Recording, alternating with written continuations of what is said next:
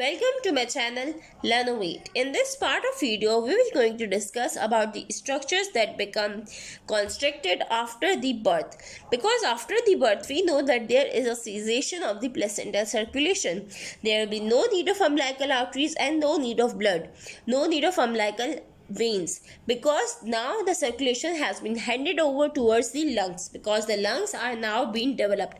So these developed lungs will going to handle the circulatory system with the heart and will going to carry about the oxygen capacity and give about metabolic needs could be completed from the maturation of lungs. Now, before discussing the patent structures and they are constricted, I am going to discuss with you guys some of the areas where the mixing of blood can occur during the passage of the blood through the circulatory system. So, the areas that include where the mixing of the blood occur is the umbilical arteries. First, the blood will going to occur. First, the mixing of the blood will going to occur in the right atrium and the left atrium. Here you can see, because we have discussed that when the blood comes from the inferior vena cava, it may combine with the blood from the superior vena cava. So there may be a mixing of blood in the if I show you the previous diagram, here you can better understand that how there is a mixing of blood can occur in the right atrium. Also, the mixing of blood can occur into the left atrium, because here it can come up with the right atrium or it can come up with the pulmonary veins. So here also the mixing of blood can occur. The third area where the mixing of blood can occur is the inferior vena cava. Inferior vena cava can have the mixing of blood, and the liver also having the mixing of the blood. Now the fourth structure is the Ductus Arteriosus, where the mixed blood can be seen, because the pulmonary blood coming, that is the deoxygenated, and the previous blood that is coming from the left ventricle was oxygenated, it was passing from the aorta. They can mix up in the Ductus Arteriosus. So here also the mixing of blood, deoxygenated and oxygenated, can occur. Now coming to the structures that become constricted after the birth.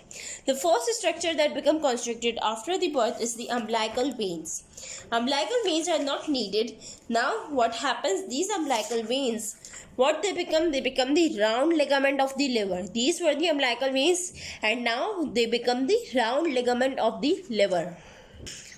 These become the round ligament of liver, and there was a patent opening, that was the ductus venosus that we have discussed in the previous part, that is going to combine the blood in the inferior vena cava and the umbilical veins.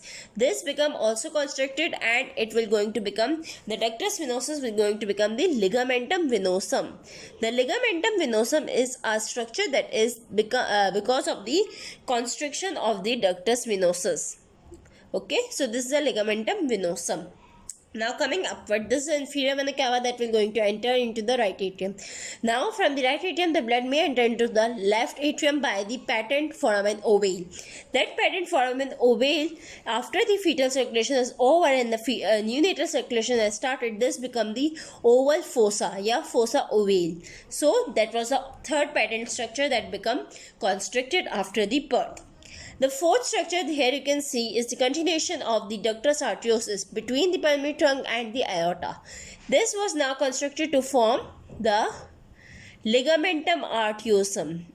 The ligamentum arteriosum is a patent structure that was the ductus arteriosus. So ligamentum arteriosus become the constricted to prevent any mixing of the blood between the between the aorta and the pulmonary trunk.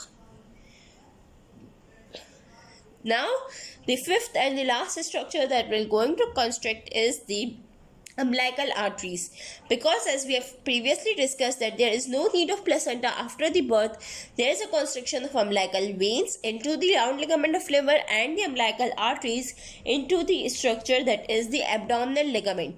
The umbilical arteries will become the median umbilical ligament that will going to present, the median umbilical ligament will going to present at the median side of the stomach and at the level of umbilicus. So this was all about the structures that become constricted after the neonatal circulation to prevent any mixing of blood, because now the lung has been completely developed to cause the maturation of the lungs and because to cause the normal blood flow and normal oxygen supply towards the heart. So the structures that was patterned before the birth become constructed, including the umbilical vein become the round ligament of liver, umbilical ductus venosus become the ligamentum venosus, the foramen ovale become the oval fossa, the ductus arteriosus become the ligamentum arteriosum, and the last one, that is umbilical artery, become the median umbilical ligament.